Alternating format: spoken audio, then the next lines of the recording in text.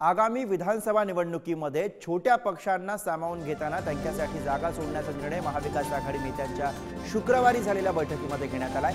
राष्ट्रवादीचे पक्षाध्यक्ष शरद पवार, शिवसेनेचे पक्षप्रमुख उद्धव ठाकरे, काँग्रेस नेत्यांच्या उपस्थितीमध्ये महाविकास आघाडीच्या नेत्यांची एक बैठक पार पडली आणि यामध्ये या स्वरूपाचा निर्णय घेण्यात आल्याचं सांगितलं।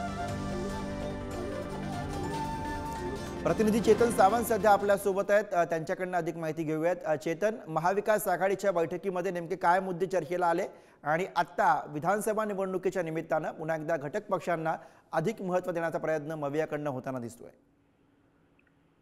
गुरु, खरं तर लोकसभा निवडणुकीचा निकाल पाहता महाविकास आघाडीला जे यश मिळालंय, या यशानंतर आता विधानसभेच्या निवडणुकीची तयारी कशी करायची, विधानसभेच्या निवडणुकीला रणनीती काय असेल या संबंधित ही कालची जी बैठक होती, ही बैठक वायबी सेंटर इथे पार पडली। महाविकास आघाडीचे प्रमुख नेते शरद पवार असतील, उद्धव ठाकरे असतील, बाळासाहेब थोरात असतील, जयंत पाटील असतील, जे प्रमुख नेते आहे महाविकास आघाडीत आहेत ते नेत्यांची ही बैठक पार पडली। यामध्ये महाविकास आघाडीमधील नेत्यांनी कशा प्रकारे काम करायचं, लोकसभेत काय कुठे कुठे जागा नाही आल्या, त्या का नाही आल्या याच्यावर विचार विनिमय झाला। त्याचबरोबर कशा प्रकारे विधानसभेचं काम करायचं आणि सगळ्यात महत्त्वाचं म्हणजे जे घटक पक्ष आहेत, छोटे पक्ष आहेत, त्यांना देखील सोबत घ्यायचं आहे। म्हणजेच मार्क्स कम्युनिस्ट पक्ष असेल, त्याचबरोबर समाजवादी पक्ष असेल, समाजवादी पार्टी असेल, हे यांसारखे इतर जे पक्ष आहेत घटक पक्ष, त्यांना देखील सोबत घ्यायचे आहे।